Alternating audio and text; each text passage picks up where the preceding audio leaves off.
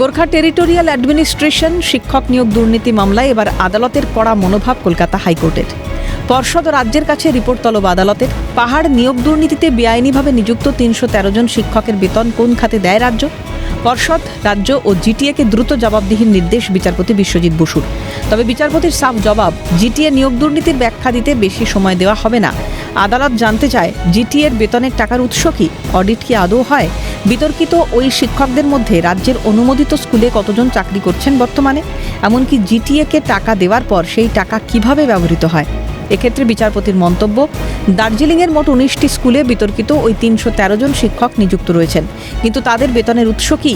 এদিকে কালিম্পংয়ে ৩৭টি স্কুল রয়েছে, অথচ রাজ্য বলছে ৫৪টি স্কুলের কথা। সেক্ষেত্রে হিসেবে গোঁজামিল থেকেই যাচ্ছে। এই আবহে নতুন করে কিছু ভলান্টিয়ার শিক্ষক নিয়োগের সিদ্ধান্ত রাজ্য সরকারের। বিচারপতির প্রশ্নের জবাবে রাজ্যের আইনজীবী বলেন, জিটিএর জন্য রাজ্যের একটা আলাদা বাজেট থাকে। এখানে স্কুলের বিষয়টা শিক্ষা দপ্তরের আওতাধীন। হোম সেক্রেটারি দপ্তরের দায়িত্বে থাকে এই গোটা কর্মকাণ্ড।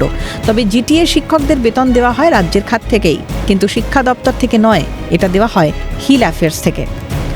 পাহাড় নিয়োগ দুর্নীতি মামলায় এখনও পর্ষদ, রাজ্য ও জিটিএর দেওয়া ব্যাখ্যায় আগামী দিনে আর কোন কোন তথ্য প্রকাশ্যে আসে সেটাই দেখার।